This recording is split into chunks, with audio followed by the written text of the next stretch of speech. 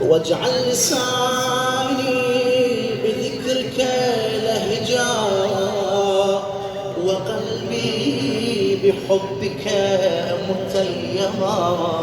ومن علي بحسن إجابتك وأقلني عثرتي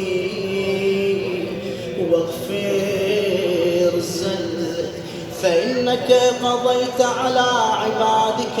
بعبادتك وأمرتهم بدعائك وضمنت لهم الإجابة فإليك يا ربي نصبت وجهي وإليك يا ربي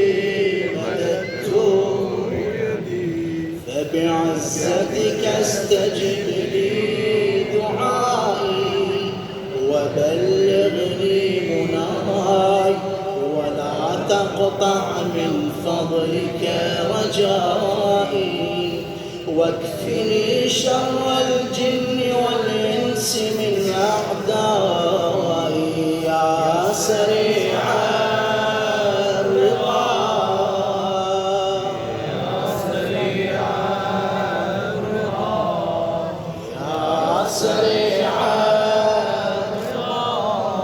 اغفر لمن لا يملك إلا الدعاء فإنك فعال لما تشاء.